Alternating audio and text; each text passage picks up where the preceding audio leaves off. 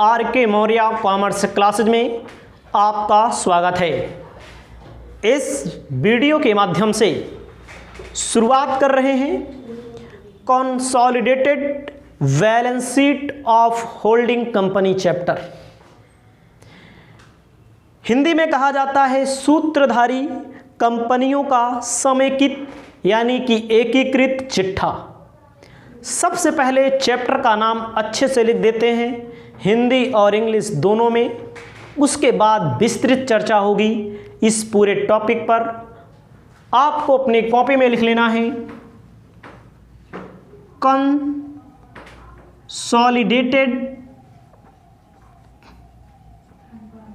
Balance sheet of holding company. Hindi में लिख लीजिए सूत्रधारी कंपनियों का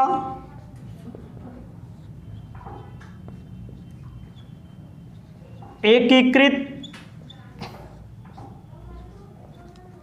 इसे समेकित चिट्ठा। हमारी बात को ध्यान देंगे आप। यदि आपको पूरी क्लास एक के क्वेश्चन पर बेहतर ढंग से पढ़ना है तो पूरी वीडियो आपको, पूरी क्लास आपको लाइन से बिना आगे पीछे किए पढ़ना पड़ेगा, देखना पड़ेगा। एक एक न्यूमेरिकल क्वेश्चन, एक एक थ्योरिकल क्वेश्चन की गारंटी लेता हूं आपको समझ में आएगा। तो चैप्टर का नाम सबसे पहले आपको याद होना चाहिए। कौन सा चैप्टर पढ़ रहे हैं? शॉर्ट में कहते हैं होल्डिंग कंपनी, सूत्रधारी कंपनी कहा जाता है। ठीक है, तो मैं शुरुआत कर रहा हूं सूत्रधारी कंपनी, होल्डिंग कंपनी का मतलब क्या होता है।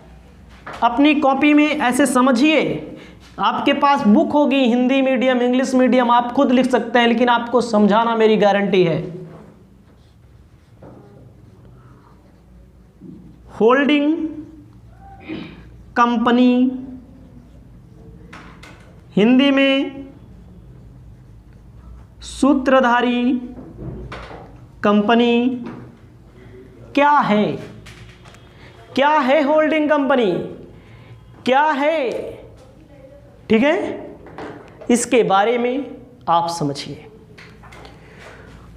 होल्डिंग कंपनी, सूत्रधारी कंपनी वह कंपनी होती है जो किसी अन्य कंपनी के 50% से अधिक हिस्से पर अधिकार प्राप्त कर ले, उसे बोला जाता है होल्डिंग कंपनी।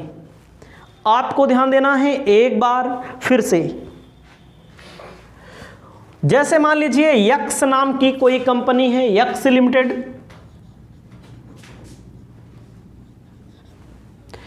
दूसरा वाई नाम की कोई कंपनी है, वाई लिमिटेड।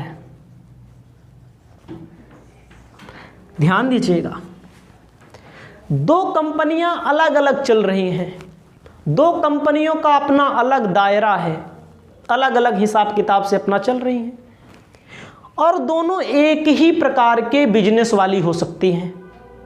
ध्यान दीजिएगा, जब यक्स कंपनी क्या करे, वाई कंपनी के 50% से अधिक, मान लीजिए 51% शेयर मतलब हिस्से पर अपना अधिकार प्राप्त कर ले, यानी कि खरीद ले। यक्स कंपनी जब वाई कंपनी के 51% तक के से अधिक, यानी कि 50% से अधिक शेयर को खरीद ले, हिस्से को खरीद ले, परचेज कर ले, तो अधिकार प्राप्त कर ले, तो परचेज करने वाली कंपनी को बोला जाएगा होल्डिंग कंपनी। इसे बोला जाएगा सूत्रधारी कंपनी। ध्यान दीजिएगा एक बार फिर से, गारंटी है। पेपर में एक क्वेश्चन आता है, होल्डिंग कंपनी क्या है, सब्सिडरी कंपनी क्या है। जब आप अच्छे से थ्योरी पढ़े रहेंगे ना, तभी न्यूमेरिकल भी आपको समझ में आएगा। चलते हैं फिर से। होल्डिंग कंपनी कौन सी कंपनी होती है? सूत्रधारी कंपनी कौन सी कंपनी होती है? वह कंपनी जो किसी अदर कंपनी के 50% से अधिक, 51 हो सकता है, 52 हो सकता है, 55 हो सकता है, 58, 70, 80, 90, 95 हो सकता है। ठीक है, तो कहने का मतलब 50% से अधिक हिस्से को प्राप्त कर ले। प्राप्त करने वाली कंपनी को होल्डिंग कंपनी, सूत्रधारी कंपनी बोला जाएगा। मैंने एग्जांपल दिया, यक्स। हम कंपनी चला रहे हैं, आप कंपनी चला रहे हैं, हम आपकी कंपनी में, हम कंपनी चला रहे हैं, आप कंपनी चला रहे हैं, आपके कंपनी में हम 50% तक हिस्सेदारी पर कब्जा जमा लें, तो उसे क्या बोला जाएगा? Holding company. हम हो जाएंगे, आप हो जाएंगे सब्सिडरी कंपनी। अब समझ लीजिए आप, अब जिस कंपनी, जो कंपनी, होल्डिंग कंपनी जिस कंपनी को खरीद लेती है या कंपनी के शेयर को खरीद लेती है, उसे बोला जाता है सब्सिडरी कंपनी। सब्सिडरी कंपनी का मतलब होता है सहायक कंपनी। पेपर में पूछा जाता है सहायक कंपनी क्या है, सब्सिडरी कंपनी क्या है। एक बार फिर से, चैप्टर का नाम है consolidated balance sheet of holding company, सूत्रधारी कंपनियों का एकीकृत या समेकित चिट्ठा। होल्डिंग कंपनी का मतलब क्या होता है? होल्डिंग कंपनी वह कंपनी होती है जो किसी अदर कंपनी से के 50% से अधिक हिस्से पर अपना कब्जा जमा ले, अपना स्थान स्थापित कर ले। उसे बोला, खरीदने वाला, स्थापित करने वाली कंपनी को होल्डिंग कंपनी बोला जाएगा। जिस कंपनी का लिया जाएगा उसे सब्सिडरी कंपनी के नाम से जाना जाता है, उसे सहायक कंपनी के नाम से जाना जाता है। इतना आपको तैयार होना चाहिए। अब ये मत समझिए कि दोनों ये वाली कंपनी खरीद ली तो बंद हो गई। दोनों कंपनी चलती रहती है। दोनों कंपनी क्या रहती है? चलती रहती है। हमारे पास बुक्स है, बुक्स में जो बोला गया है, कहा गया है, किसी कंपनी को एक या एक से अधिक कंपनी सूत्रधारी तभी माना जाता है जब सहायक कंपनियां हों। दुनियादारी लिखी गई है, उससे आपको कोई मतलब नहीं रखना है। जो मैंने बता दिया वही सटीक है। आपकी किताब में लिखना होगा तो किताब से जो मन कहे वही लिख लीजिएगा। अब आते हैं हम सब्सिडरी कंपनी पर चर्चा करते हैं। होल्डिंग कंपनी पर जा चर्चा कर लिया। आपको हेडिंग डाल लेना है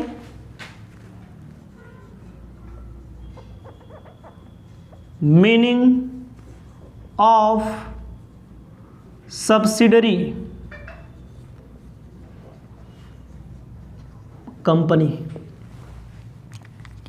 सहायक कंपनी से आशय,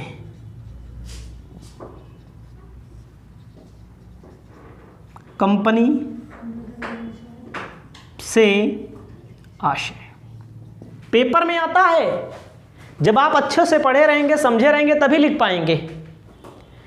सब्सिडरी कंपनी का मतलब होता है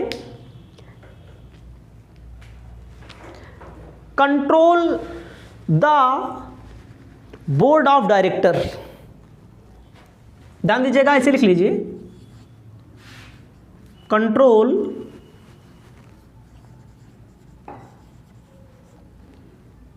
बाय बोर्ड ऑफ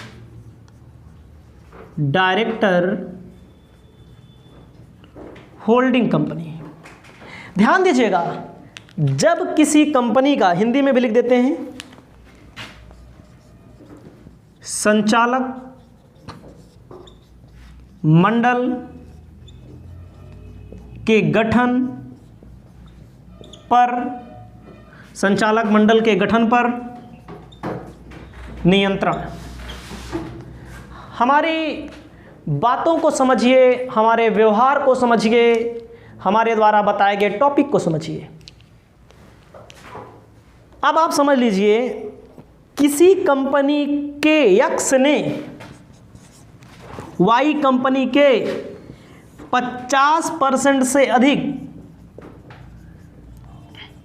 50% से अधिक एक्स कंपनी ने वाई कंपनी के 50% से अधिक क्या खरीद लिए? शेयर, मतलब हिस्सा। सब कुछ 50% से अधिक खरीद लिया गया तो सारा निर्णय लेने का अधिकार किसके पास होगा? एक्स कंपनी के पास होगा, होल्डिंग कंपनी के पास होगा।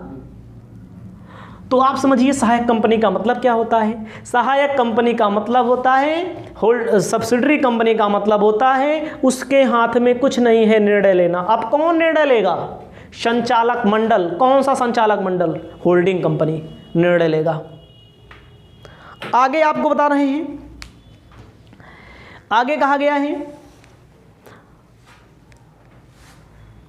Control more than 1/2 of total share। control more than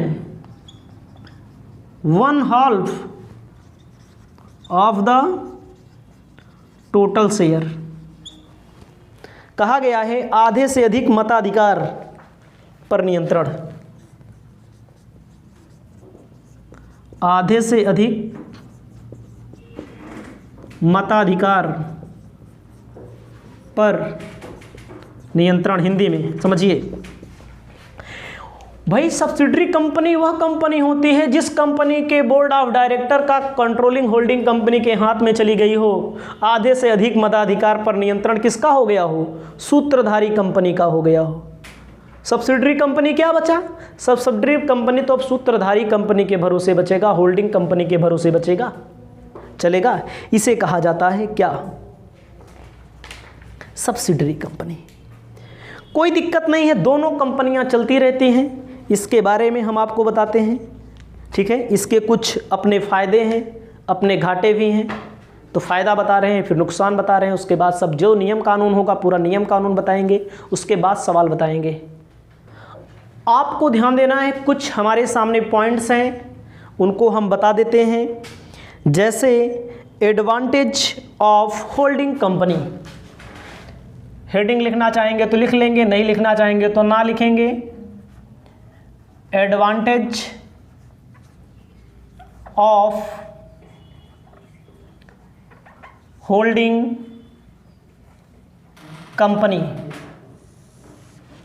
मतलब कि होल्डिंग कंपनी का मतलब सूत्रधारी कंपनी के लाभ। हिंदी में सूत्रधारी कंपनी के लाभ। सूत्रधारी कंपनी के लाभ में पहला लिखना है आपको एंड ऑफ कंपटीशन। इंग्लिश में हिंदी में दोनों बता रहे हैं। एंड ऑफ कंपटीशन, हिंदी में प्रतिस्पर्धा की समाप्ति। ध्यान दीजिएगा, देखो भाई दोनों कंपनी मैंने शुरू बताया एक ही प्रकार की होती है, क्या सामान बना रही हैं। इससे क्या होता है? प्रतिस्पर्धा, कंपटीशन। कंपटीशन क्या हो जाता है? समाप्त हो जाता है। कंपटीशन क्या हो जाता है? समाप्त हो जाता है। कंपटीशन समाप्त हो जाएगा तो आपस में क्या करेंगी? सहयोग करेंगी। कंपटीशन एंड हो जाता, आपस में सहयोग करती हैं, हेल्प करती हैं। सेकंड आपको लिखना है सेपरेट एंटिटी।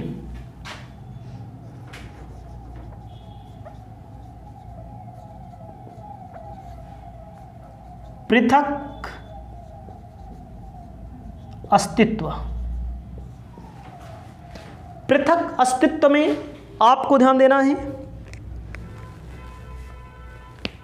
ध्यान दीजिएगा। जैसे इनमें जैसे कोई कंपनी खरीद लेती है तो ऐसा नहीं है कि सब समाप्त हो गया अस्तित्व। दोनों का अपना अलग अस्तित्व है, दोनों चलती रहती हैं। दोनों का अपना नाम, गुडविल, ट्रेडमार्क सब एक ही होगा, अपना अपना होगा, मतलब अलग अलग होगा, वो में कोई परिवर्तन नहीं होगा। कंपनी के नाम में कोई परिवर्तन नहीं। मैंने बताया यक्स कंपनी है, यक्स चलती रहेगी, वाई कंपनी है, वाई चलती रहेगी। ठीक है, ठीक है। मैंने क्या बताया आपको, ट्रेडमार्क अलग रहेगा, गुडविल अलग रहेगी, सब क्या रहेगा, अलग रहेगी। ठीक है, उसके बाद सब कुछ अलग रहेगा अपना। आगे लिखना है अकाउंट, सेपरेट अकाउंट। ध्यान दीजिएगा, दोनों का अलग अलग अकाउंट जो बनता है, प्रॉफिट लॉस अकाउंट बनता है, बैलेंस शीट बनती है, अलग अलग तैयार किए जाएंगे। सेपरेट मतलब होता है अलग ना, अलग अलग तैयार किया जाएगा अकाउंट, अलग अलग। ठीक है, उसके बाद चौथा इकोनॉमी, मतलब हिंदी में कहते हैं मितव्ययिता। मितव्ययिता का मतलब क्या होता है, मितव्ययिता का मतलब होता है जो व्यय होंगे, जो खर्चा होता है, जैसे मान लीजिए मैनेजर का खर्चा होता है, एडमिनिस्ट्रेशन का खर्चा होता है, वो जो खर्चा होता है वो कम हो जाता है। आप समझिए, जहाँ दो लोग अलग अलग दुकान चलाते हैं और जब आपस में सहयोग बढ़ता है तो खर्चा कम हो जाता है। उसके बाद डिक्रीज रिस्क, जोखिम में कमी। जोखिम क्या होती है, इससे क्या होता है, जोखिम जो रिस्क होता है शेयर का, क्या होता है, इसमें क्या हो जाती है, कमी आ जाती है। कंपनी कम शेयर इशू करके ज़्यादा पैसा प्राप्त कर सकती है, या ज़्यादा शेयर इशू करके और ज़्यादा पैसा प्राप्त कर सकती है। हम कह सकते हैं रिस्क में जो क्या होती है, कमी आ जाती है। जब दो लोग साथ चलेंगे तो रिस्क कम रहता है, वही इसी प्रकार कंपनी भी है। उसके बाद इंक्रीज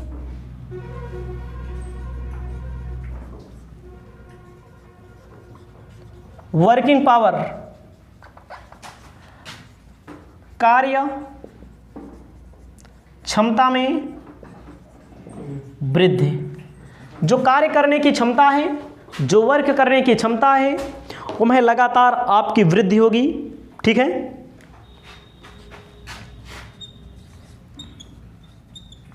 डिक्रीज प्राइस, मूल्य में कमी।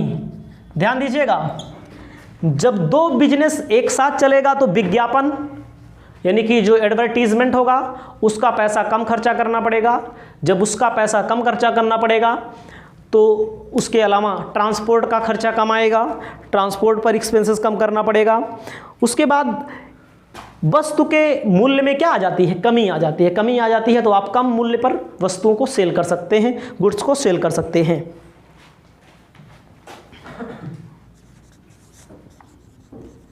इंक्रीज क्रेडिट, क्रेडिट का मतलब क्या होता है, इंक्रीज क्रेडिट, साख में वृद्धि। भैया जब दो कंपनी साथ चलेगी तो दोनों कंपनी के पास क्रेडिट जो होगी बढ़ती जाएगी। ठीक है, साख में भी वृद्धि होती है। ठीक है, उसके बाद 9th नंबर मैनेजमेंट ऑफ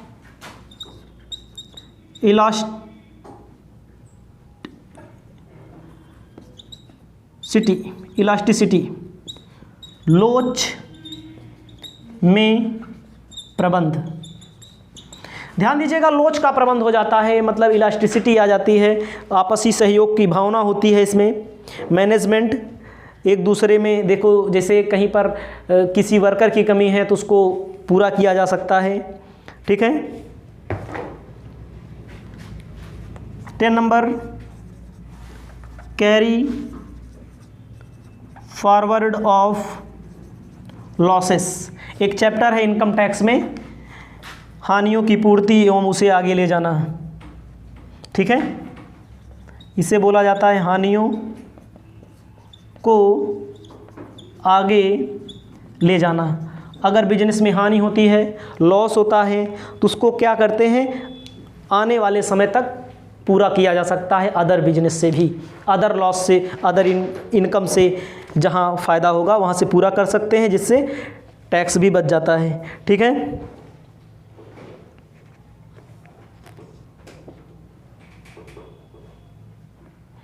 तो ये सारी चीज़ें, बहुत सारी चीज़ें मैंने आपको बताया, फ़ायदे हैं। अब थोड़ा कुछ घाटे के बारे में बता देते हैं। डिसएडवांटेज ऑफ होल्डिंग कंपनी, आपको आगे बताने जा रहे हैं disadvantage of holding company. Disadvantage of holding company. सूत्रधारी कंपनी की हानि, सूत्रधारी कंपनियों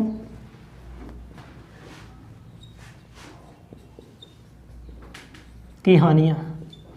भाई जहां लाभ है वहां हानि है ना। इसमें कह रहे हैं एकाधिकार की स्थापना। समझिए, एकाधिकार मतलब कि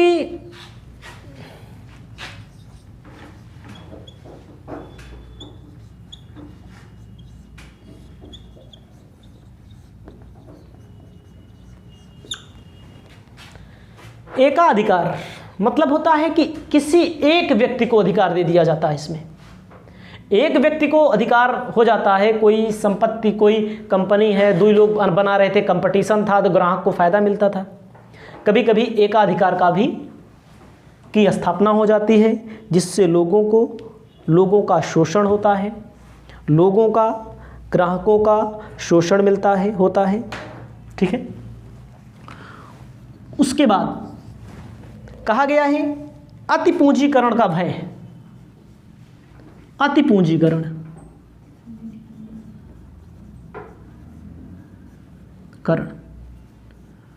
का भय, इसे बोला जाता है ओवर कैपिटलाइजेशन।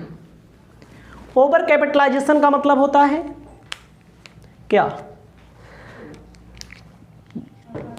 जैसे दो कंपनियां हैं, अब दो कंपनी है तो पैसा ज़्यादा इकट्ठा कर लेंगी, उस अनुपात में कमाई नहीं कर पाती। कभी कभी पैसा ज़्यादा इकट्ठा कर लेती हैं, लेकिन उस रेशियो में कमाई नहीं कर पाती। इसे बोला गया है अति पूंजीकरण, ओवर कैपिटलाइजेशन। ठीक है, तीसरा नंबर आर्थिक शक्ति का केंद्रीकरण। आर्थिक शक्ति का केंद्रीयकरण, सेंट्रलाइजेशन ऑफ इकोनॉमिक पावर। सी मान लीजिए इसको।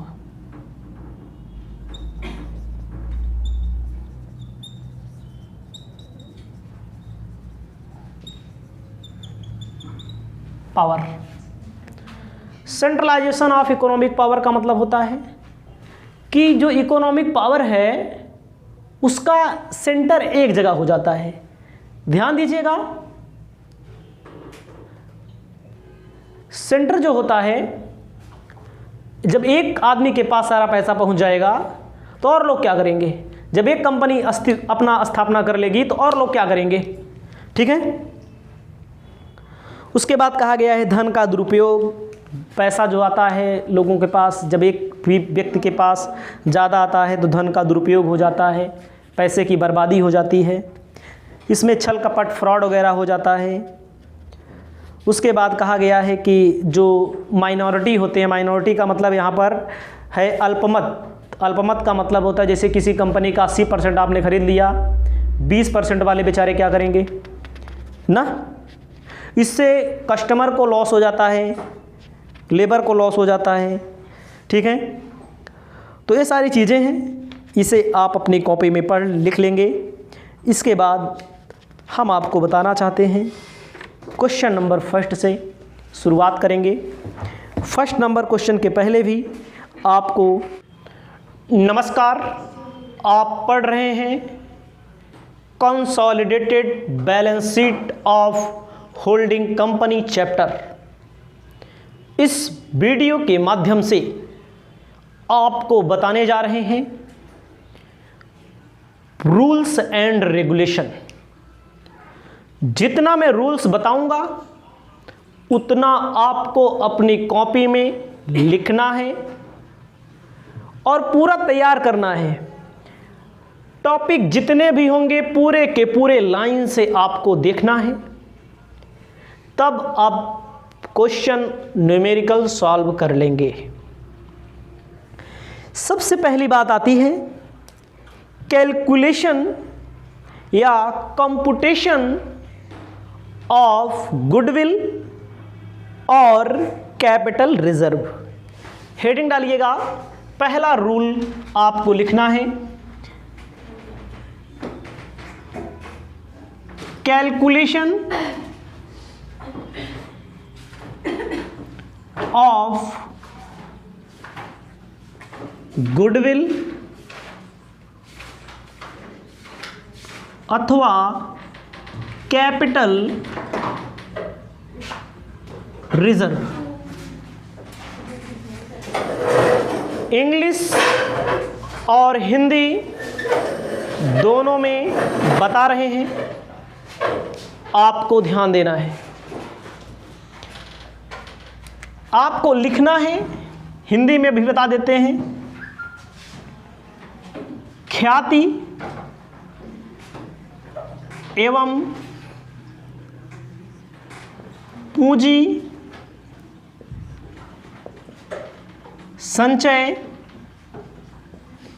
की गणना कैसे की जाएगी। मैंने आपको एकदम आसान लैंग्वेज में बता दिया है होल्डिंग कंपनी क्या होती है। होल्डिंग कंपनी का मतलब होता है जब एक कंपनी X हो, दूसरी कंपनी Y हो,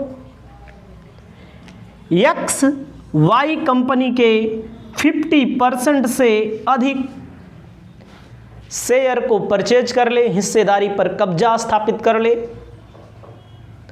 तो कब्जा स्थापित करने वाली को, परचेज करने वाली को कहा जाता है होल्डिंग कंपनी।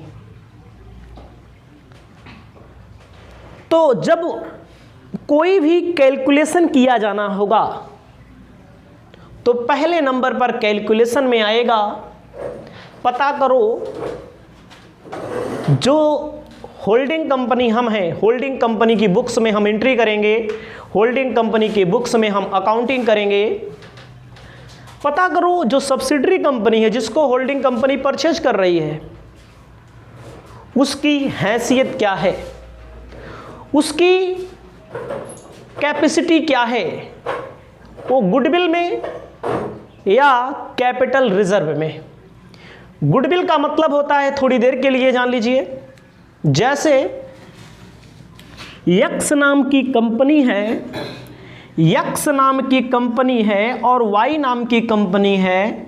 Y में थोड़ी देर के लिए मानिएगा 1 लाख रुपए की असेट्स लगी हो। कितने की असेट्स लगी हो? 1 लाख की। थोड़ी देर के लिए मानिए, जितने की भी लगी हो। और X कंपनी इस 1 लाख के बदले पैसा जो पेमेंट करे 1,10,000 पेमेंट करे, तो इसका मतलब जो ज़्यादा पैसा पेमेंट किया जाएगा तो उसे बोला जाएगा गुडविल। समझिएगा। और जब कम पैसा पेमेंट किया जाएगा उसको बोला जाएगा कैपिटल रिजर्व। इसका फॉर्मूला बताने जा रहे हैं, ऐसे डायरेक्ट नहीं हो जाएगा।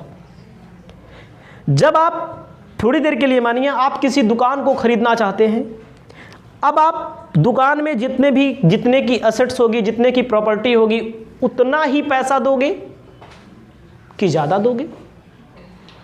कंडीशन ये होती है कि कम दोगे।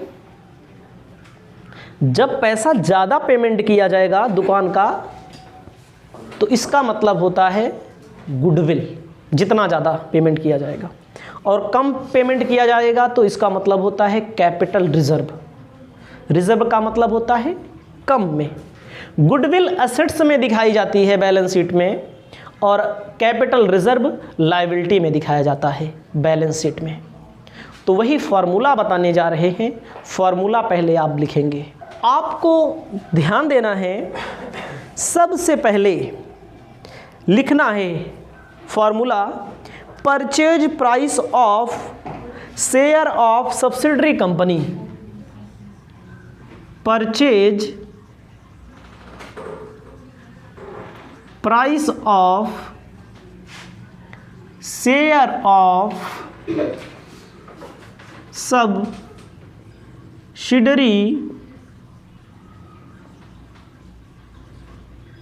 कंपनी। मैंने आपको क्या बताया, एक्स कंपनी वाई कंपनी को क्या करेगी, परचेज करेगी। जब एक्स कंपनी वाई कंपनी को परचेज करेगी तो क्या किया जाना होगा, एक्स कंपनी वाई कंपनी को परचेज करेगी तो क्या किया जाना होगा, तो परचेज प्राइस कोई होगा ना, जो शेयर परचेज किया जाएगा किस कंपनी का, सब्सिडरी मतलब सहायक कंपनी का। जो पैसा होगा यहां लिख दिया जाएगा, अमाउंट लिख दिया जाएगा। अब आपको ध्यान देना है, इसमें से लेस किया जाएगा। क्या लेस किया जाएगा, book value of acquired share of subsidiary company. Book value of share, book value acquired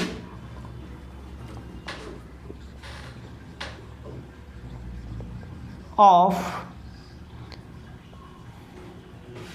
share of subsidiary company. कोई भी कंपनी खरीदी जब जाती है तो क्या खरीदा जाता है, सबसे पहला क्या होता है, शेयर। सबसे पहले क्या होता है, शेयर। जितने की खरीदेगी यहां पर, जितना शेयर 100% शेयर है तो 100% थोड़ी बिकता है भाई, 80%, 90%, 70%, 51%, 52% जो दिया होगा। क्वेश्चन में पढ़ेंगे आप, केवल फार्मूला लिखनी है। उसके बाद share of holding company in the reserve, इसको भी माइनस किया जाता है।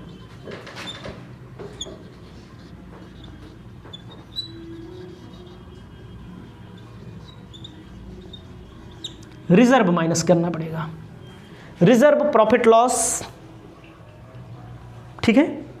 Reserve of subsidiary company for the pre acquire period, of subsidiary company of the pre acquired period, मतलब खरीदने के पहले बोला जाता है हिंदी में। प्री मतलब पहले का reserve.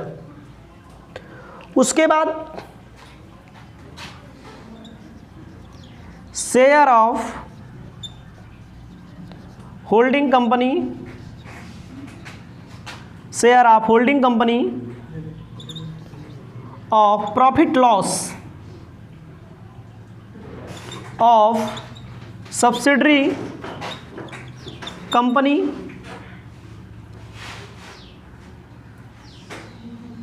Of the pre acquired period. सबको जोड़ करके माइनस कर दिया जाएगा। यदि माइनस करने के बाद क्या बोला मैंने, प्लस में आए मामला, प्लस में,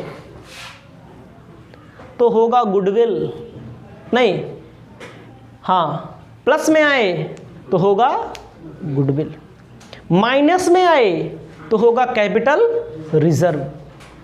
दिमाग लगाइए, इंग्लिश में लिखा है, कुछ नहीं है, ये सब हिंदी का रूपांतरण इंग्लिश है। ध्यान देना है, अब इतना लिख लेना, पूरा शब्दों में लिखना हो तब आपको लिखना है क्या खरीदती है कंपनी, शेयर खरीदती है। दूसरे में क्या खरीदती है, रिजर्व खरीदती है, क्रय से पहले का रिजर्व। अगले में क्या खरीदती है, कम शब्दों में लिखना हो तो यही शेयर लिख दीजिएगा, यही रिजर्व लिख दीजिएगा, यही पीएल लिख दीजिएगा। प्लस में आए, यहाँ ज़्यादा हो यहाँ कम हो तो गुडविल, और यहाँ कम हो ऊपर और यहाँ ज़्यादा हो तो कैपिटल रिजर्व। दोनों में से एक निकल के आएगा। इसे आप अपनी कॉपी में लिख लीजिए। उसके बाद हम आपको एक क्वेश्चन नंबर सेकंड बताएंगे, तब हम आगे चलेंगे। ठीक है, आपको क्वेश्चन नंबर सेकंड पर ध्यान देना है। कहा गया है द फॉलोइंग और the balance sheet of H&S limited. आपके सामने H और S लिमिटेड की बैलेंस शीट दी गई है। पार्टिकुलर दिया गया है, पार्टिकुलर के बाद share equity and liability, equity and liability में share holder fund, share holder fund में शेयर कैपिटल, उसके बाद reserve and surplus, reserve and surplus में देखो रिजर्व में पहले में डैश है, एच कंपनी में, यस कंपनी में 25,000, statement of profit loss, current liability, assets. Assets में देखना है एक चीज मेन पॉइंट, देखो दिया है sundry assets 75,000, 1,90,000, share in S limited at cost, share in S limited at cost, show the consolidated balance sheet आपको बनानी है।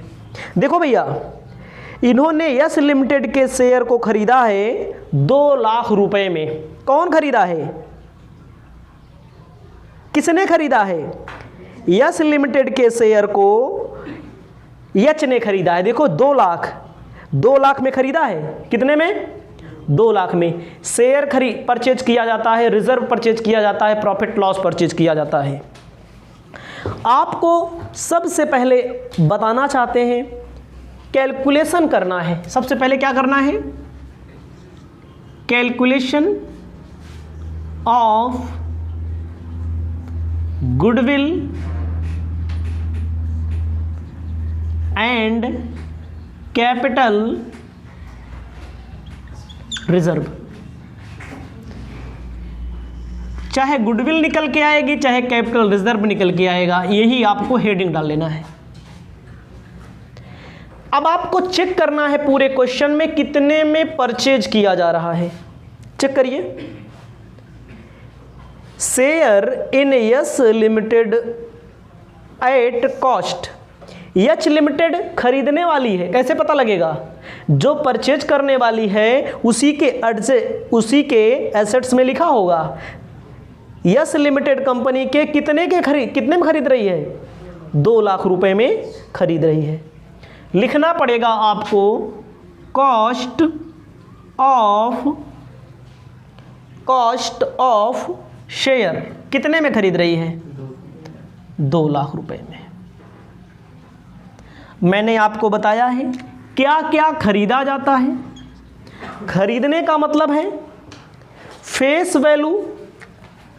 देखो भैया, इसमें पूरा परचेज किया जा रहा है, मैं परसेंट वगैरह नहीं दिया है, तो लिखा जाएगा face value of share capital.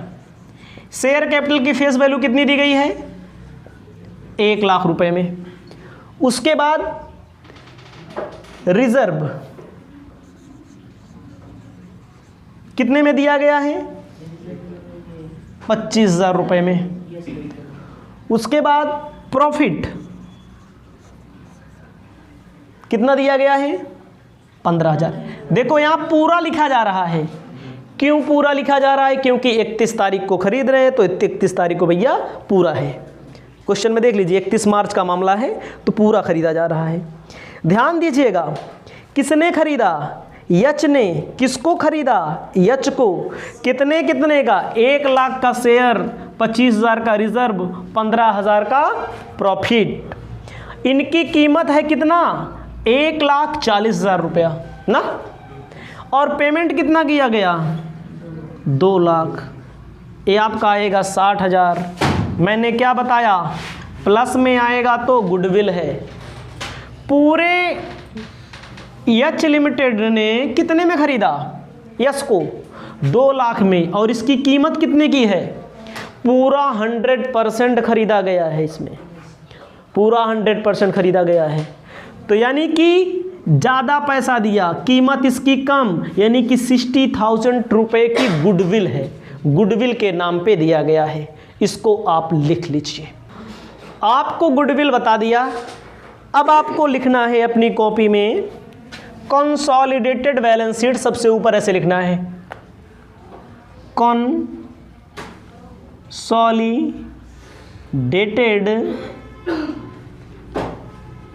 Balance sheet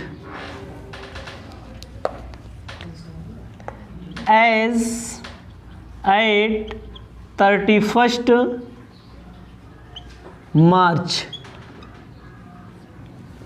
जो सन होगा उसको सन लिख लीजिएगा। क्वेश्चन में जो ईयर दिया रहेगा। आप ऐसे बैलेंस शीट का फॉर्मेट बना लेंगे।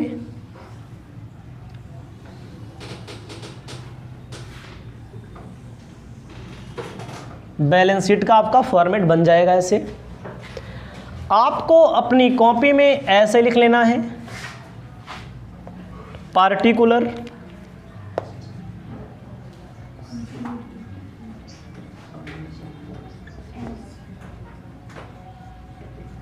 नोट नंबर, ठीक है, और अमाउंट का कॉलम बना लेना है। ऐसे बना लेना है। आपको ध्यान देना है, पहली हेडिंग होती है लायबिलिटी के लिए equity and liabilities. Equity and liabilities में आपको लिखना है, पहली हेडिंग होती है share holder funds.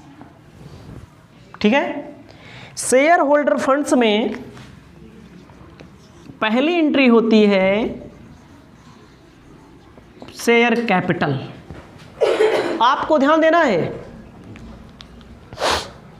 Share capital में यच कंपनी में कितने की है? अब दोनों की साथ में बैलेंस शीट बनेगी। एकीकृत चिट्ठा हिंदी में बोला जाता है, समेकित चिट्ठा, इकट्ठे बनेगी। यच की कैपिटल देखो कितने रुपए की है? 5 लाख। और यस की कैपिटल कितने की है? 1 लाख। हमेशा क्वेश्चन सॉल्व करते समय आपको याद होना चाहिए, केवल यच की कैपिटल लिखी जाएगी, होल्डिंग कंपनी की कैपिटल लिखी जाएगी। यस वाला तो खरीद लिया गया है, तो होल्डिंग ओ कितना लिखा जाएगा भैया? याद रखना 5 लाख रुपया। ये नहीं जुड़ता है। ठीक है, दूसरे नंबर पर आइए। दूसरे नंबर पे एंट्री होती है रिजर्व एंड सरप्लस की हेडिंग होती है, एंड सरप्लस की हेडिंग होती है। रिजर्व एंड सरप्लस में आप देख लीजिए क्या क्या है। रिजर्व एंड सरप्लस में पहले कितने रुपए का था रिजर्व एंड सरप्लस? देखो भैया, यच वाला 25 का है ना, पूरा खरीद लिया गया है, पूरा परचेज कर लिया गया है रिजर्व एंड सरप्लस। ठीक है, statement of profit and loss H limited का कितना है? 1 लाख रुपए का है। कितने रुपए का है? जो खरीद लिया गया उसको नहीं दिखाया जाएगा। रिजर्व एंड सरप्लस में भी 1 लाख रुपए आप दिखा दीजिए। अगर कुछ बचा होता तो जोड़ लिया जाता, पूरा 100% खरीदा गया तो नहीं दिखाया जाएगा। उसके बाद अब एंट्री होती है करंट लायबिलिटी की, लॉन्ग टर्म वगैरह होती है, सब है ये नहीं है, तो आप अपने हिसाब से लिखिए करंट लायबिलिटी। अभी आसान क्वेश्चन है, बड़े क्वेश्चन मिलेंगे। करंट लायबिलिटी में आपको लिखना है ट्रेड पेबल। क्या लिखना है? Trade payable. ट्रेड पेबल कितने रुपए का है? ट्रेड पेबल है, दोनों का जोड़ लीजिए, 3,50,000, दोनों को ऐड कर लिया जाता है, ठीक है, 50,000, 4 लाख रुपया ऐड कर लिया जाएगा। टोटल कितना आएगा?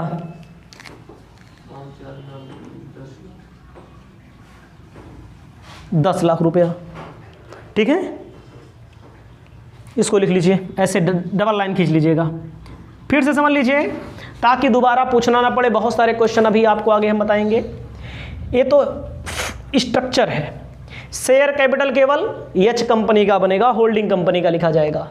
रिजर्व एंड सरप्लस पूरा खरीद लिया गया है, बचा होता तो दोनों का ऐड किया जाता, लेकिन आगे मिलेगा, बचा नहीं है, 100% खरीदा गया है। ट्रेड पेबल हमेशा जुड़ेगा, जितने क्वेश्चन होंगे ट्रेड पेबल में क्रेडिटर वगैरह मिलेगा, सब जुड़ जाएगा। बैंक ओवरड्राफ्ट, करंट लायबिलिटी, चाहे जो मिलेगा, दोनों कंपनियों का ऐड कर दिया जाएगा। अब पहली हेडिंग ये थी, अब दूसरी हेडिंग लिखो असेट्स की। सेकेंड हेडिंग आपको लिखना है एसेट्स की। एसेट्स में आपको बताना चाहते हैं कौन नॉन करेंट एसेट्स हेडिंग होती है। कौन सी एसेट्स होती है? Non current assets. Non current assets में फिक्स असेट्स, क्या हेडिंग होती है? Fix assets. फिक्स असेट्स में आपको ध्यान देना, टेंजिबल हेडिंग होती है। टेंजिबल मतलब जिसे देख सकते हैं, जिसे छू सकते हैं, जिसे महसूस कर सकते हैं। तो पुरानी बैलेंस शीट में देखो, सन्ड्री एसेट्स में 7,50,000 की थी और कितने की थी? 1,90,000। दोनों जोड़ दो, 7,50,000, 1,90,000, टोटल हो जाएगा 9,40,000। उसके बाद लिखना है इनटेंजिबल। इनटेंजिबल का मतलब क्या होता है?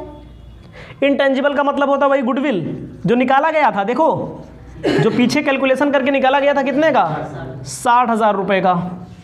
इसको लिख लेंगे आप। लेकिन आपको ध्यान देना, अगर मान लीजिए कैपिटल रिजर्व आया होता, तो मैंने पहले बताया है कहाँ जाता, कैपिटल रिजर्व आया हो तो लायबिलिटी में जाता, 10 लाख। ये आपका टोटल हो गया। तो देखो आपका बनकर तैयार हो गया ये क्वेश्चन। इसे आप अपनी कॉपी में लिख लीजिए। एक एक क्वेश्चन जब आप पढ़ेंगे तो आपका टॉपिक क्लियर होता चला चलेगा और टॉपिक आपका सॉल्व होता चला चलेगा। इसको लिख लीजिए। आगे क्वेश्चन नंबर 3 आपको बताने जा रहे हैं। आप पढ़ रहे हैं consolidated balance sheet of company. इस वीडियो के माध्यम से क्वेश्चन नंबर 3 नंबर बताने जा रहे हैं। आप अगर पूरा क्वेश्चन ध्यान से पढ़ेंगे तो क्वेश्चन सॉल्व भी कर लेंगे। जैसे जैसे मैं बता रहा हूं वैसे वैसे क्वेश्चन को हमारे साथ आप देखिए। क्वेश्चन कहता है फॉलोइंग और balance sheet H and yes limited. 3 number में भी एच नाम दिया है और यस नाम दिया है। ध्यान दीजिएगा, इक्विटी एंड लायबिलिटी में share holder fund, share capital 10 रुपए का 1 शेयर बोला है। रिजर्व एंड सरप्लस रिजर्व दिया है।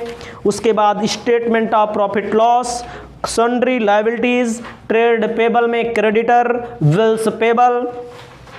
एसेट्स में non current assets, fix assets, tangible assets में land and building. Investment in S limited 5,000 share. ध्यान दीजिएगा क्या बोला, इन्वेस्टमेंट बोला ना, ये मेन ट्रिक होती है, मेन टॉपिक होता है यही। 5,000 शेयर 65,000 रुपए में खरीद रहे हैं, समझ रहे हो। और आप पीछे जाइए थोड़ा से, शेयर कैपिटल में जाइए, देखो कितना शेयर है, 50,000। इसका मतलब पूरा परचेज किया जा रहा है। 10 रुपये का एक है, यहाँ बोला नहीं है 5, पूरा 100% परचेज किया जा रहा है। Current assets, trade receivable, inventory, ये सारी चीज़ें कोई दिक्कत नहीं। आपको वही इन्वेस्टमेंट कितने में परचेज कर रहा है उसको आपको ध्यान में देना पड़ता है, उसको आपको ध्यान में रखना पड़ता है।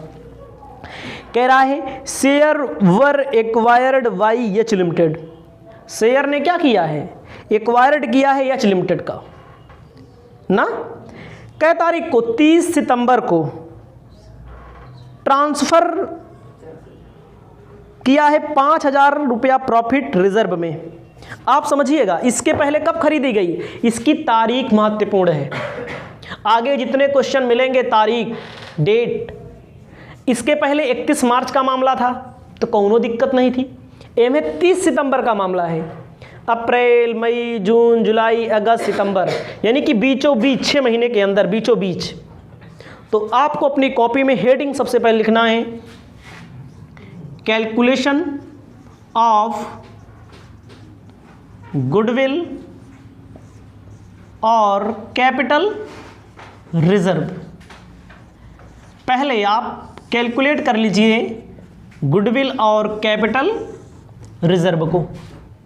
गुडविल और कैपिटल रिजर्व को जब आप कैलकुलेट करेंगे तो आपको स्पष्ट तौर पर बताना चाहते हैं, सबसे पहले आपको चेक करना पड़ेगा कितने रुपए में खरीदा जा रहा है। कॉस्ट ऑफ शेयर, 5,000 शेयर कितने रुपया में, 65,000। देखो इन्वेस्टमेंट जो कंपनी खरीदती है उसी के बैलेंस शीट में लिखा रहता है, एसेट्स में कितने में, 5,000 शेयर कितने में, 65,000। आपको मैंने बताया क्या क्या खरीदा जाता है, क्या क्या लेस किया जाता है। शेयर कैपिटल, दूसरे के नंबर पे रिजर्व, तीसरे के नंबर पे प्रॉफिट लॉस। ध्यान दीजिएगा हमारी बातों को, तब समझ में आएगा, आगे क्वेश्चन मिलेगा तो अगर आप शुरुआती क्वेश्चन अच्छे से पढ़े रहेंगे भैया तबे समझ में आएगा। देखो शेयर कैपिटल कितने रुपए का है, देख लीजिए किताब में, 50,000 का। यच ने खरीदा, यस का, यस वाला देखा जाएगा। शेयर कैपिटल 50,000 रुपए का। सब्सिडरी कंपनी यस है, होल्डिंग कंपनी यच है। रिजर्व में कितना दिया गया देखो पहले, 10,000। तो ऐसे लिखिए यहीं पर 10,000, थोड़ा समझिए, माइनस किया जाएगा। देखो माइनस किया जाएगा, नीचे दिया गया बैलेंस शीट के नीचे, yes transfer 5,000 profit to reserve. Profit कब ट्रांसफर किया है, 31 मार्च को ट्रांसफर किया है। ध्यान दीजिएगा, जो पहले का है, क्रय से पहले का लिखा जाता है यहां पर। परचेज कब किया जा रहा है, 30 सितंबर को। देखो किताब में 30 सितंबर को परचेज किया जा रहा है, क्वेश्चन में बोला है 30 सितंबर को परचेज किया जा रहा है 2013 में। और ट्रांसफर कब किया गया है, 2014 में। इसका मतलब टोटल पूरे साल भर का 10,000, 6 महीने का 5,000। क्रय से पहले, क्रय के पूर्व, परचेज करने के पहले वाला। जब ये 5,000 रुपया क्रय के बाद का है तो इसका मतलब 5,000 रुपया क्रय के पहले का है। ठीक है, उसके बाद प्रॉफिट लॉस का मामला आएगा। प्रॉफिट लॉस में समझो क्या दिया है क्वेश्चन में। देखो प्रॉफिट लॉस में देखो कितना दिया है, उस वाली कंपनी का देखना है, सब्सिडरी कंपनी का 10,000। इसी प्रॉफिट लॉस से ट्रांसफर किया गया है रिजर्व में। आपको पता होना चाहिए रिजर्व में पैसा कहाँ से ट्रांसफर किया जाता है, प्रॉफिट लॉस से ट्रांसफर किया जाता है। आपको मैंने पढ़ाया है कंपनी के बैलेंस शीट में। कितना, 5,000। 10,000 फायदे से यहाँ ट्रांसफर किया गया तो यहाँ बचा कितना, 5,000 बचा। 5,000 ट्रांसफर किया गया है, लेकिन आपको ध्यान देना है पूरे साल भर में 5,000 ट्रांसफर किया गया है तो यहाँ लिखा जाएगा 6 महीने का, 1/12, 1/6, 6/12। पूरे साल भर में 12 महीना, 6 महीने का यहाँ लिखा जाएगा। सुनिएगा एक बार फिर से, शेयर कैपिटल तो कोई दिक्कत नहीं, ए रिजर्व क्रय के पहले का क्रय किया गया 30 सितंबर को 2013 को, पूरे साल भर का 10,000 है, तो 6 महीने का 5,000 रुपया यहाँ लिख दिया जाता है क्रय पे पहले का। अब पीएल में 10,000 रुपया था, यहीं से 5,000 यहाँ गया है, तो 5,000 हम माइनस करेंगे, लेकिन 5,000 पूरे साल भर का है, 6 महीने का आपको माइनस करना है। तो आपका यहाँ पर कितना बचेगा, 6/12 2,500 माइनस करना, कितना बचेगा, 7,500 बचेगा कि नहीं बचेगा? जोड़ लीजिए आपका आ जाएगा 62,500। गुडविल कितना आ जाएगा, 2,500।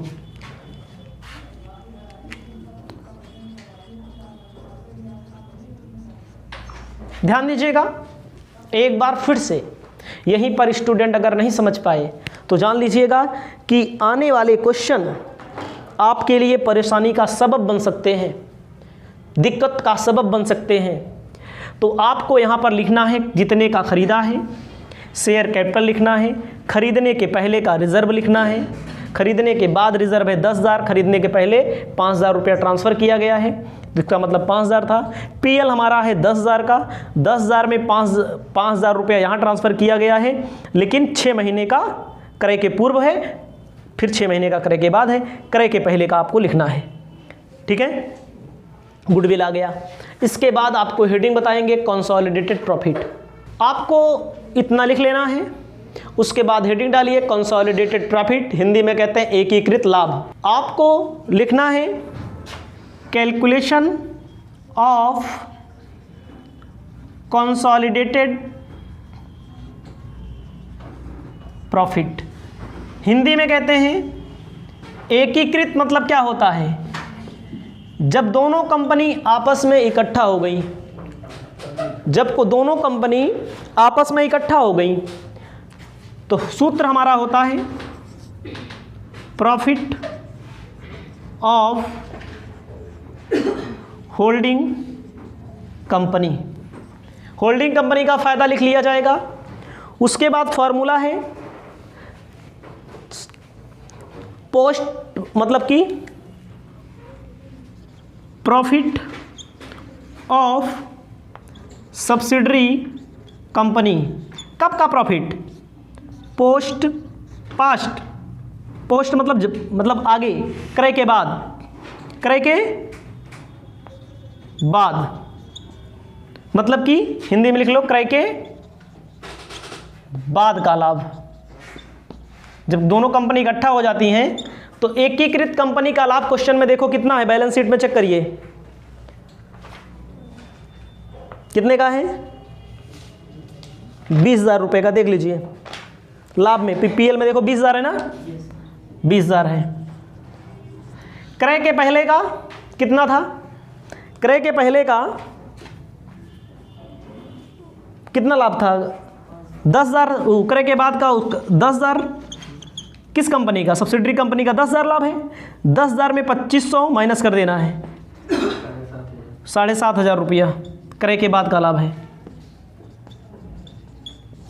27,500 रुपया कंसोलिडेटेड प्रॉफिट आ गया। कैसे पता लगा क्रय के बाद का है, भाई 5,000 रुपया क्रय के पहले का था, सॉरी 10,000 रुपया टोटल दिया है, 10,000 में 2,500 क्रय के पहले का है, बाकी जो बचा क्रय के बाद का है, जो 2,500 रुपया पीछे माइनस किया गया था। ठीक है, वही आपको 10,000 में 2,500 क्रय के पहले का है और बाकी 7,500 क्रय के बाद का है। लिख लीजिए, आगे चलते हैं। आपको लिखना है अपनी कॉपी में consolidated balance sheet as at 31 March, जो सन दिया होगा उसको लिख लेना है। आपको ध्यान देना है पार्टिकुलर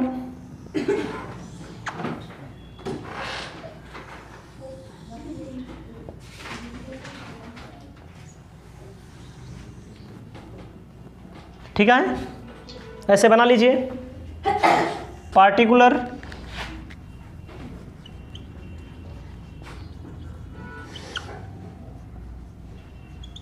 नोट नंबर, अमाउंट। सबसे पहले हेडिंग क्या होती है? पहली heading equity and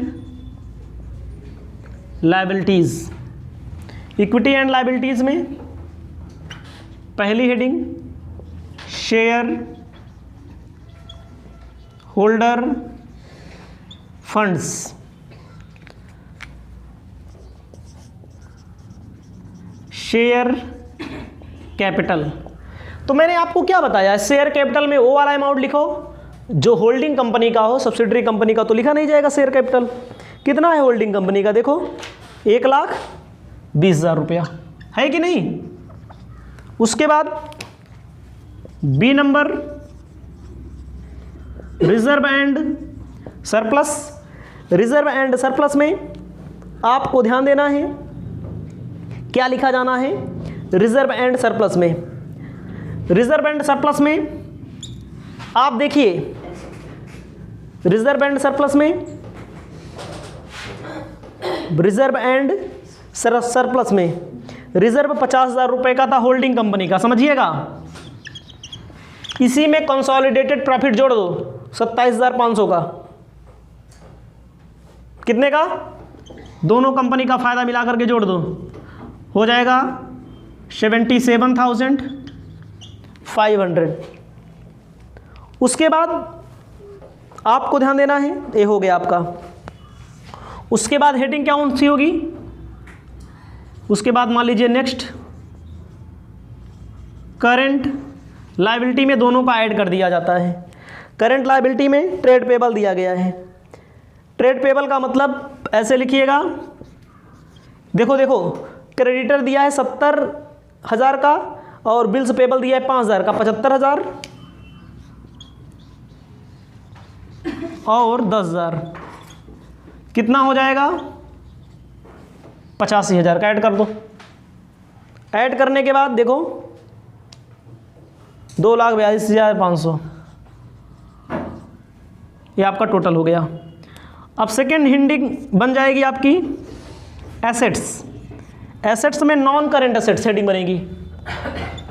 non current assets. Non current assets में फिक्स एसेट्स,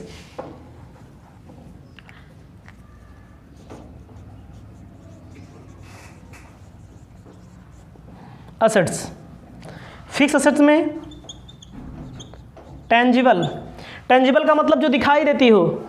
आप देख लीजिए क्वेश्चन में लैंड एंड बिल्डिंग दिया है, एक में 1,00,000 रुपए का, एक में 20,000 रुपए का, दोनों को जोड़ दो, कितना आ जाएगा? उसके बाद आपको ध्यान देना है इन्वेस्टमेंट नहीं दिखाना पड़ता कहीं पर, ध्यान दीजिएगा, इन्वेस्टमेंट कहीं पर नहीं दिखाना पड़ता है। उसके बाद इनटेंजिबल, इनटेंजिबल लिखा जाएगा। इनटेंजिबल मतलब गुडविल आया था आपका, इनटेंजिबल गुडविल 2,500। उसके बाद आपको ध्यान देना है करंट में क्या दिखाना है? Current assets. हेडिंग होगी current assets. Answer current assets लिखिए आप। करंट एसेट्स की ओर जब आप बढ़ेंगे तो करंट एसेट्स में क्या दिया गया है? करंट एसेट्स में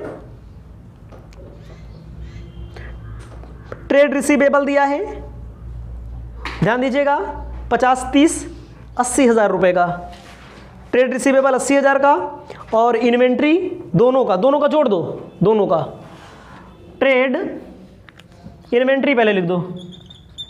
इन्वेंट्री मतलब स्टॉक 50, 30, 80,000 दोनों कंपनी का जोड़ दो। उसके बाद ट्रेड रिसीवेबल 80 ऐड कर लीजिए, आपका आंसर दोनों पक्ष में बराबर आ जाएगा। दोनों पक्ष में जब आपका आंसर बराबर आएगा, आपको ध्यान देना है वही 2,82,500। इसमें ज़्यादा कुछ नहीं है, कंसोलिडेटेड प्रॉफिट वाला मैटर ही आपको समझना पड़ेगा, और इसमें कुछ नहीं है, कंसोलिडेटेड प्रॉफिट का मैटर 2 बार पढ़ेंगे तो समझ में आ जाएगा, आगे की वीडियो में आगे बताएंगे।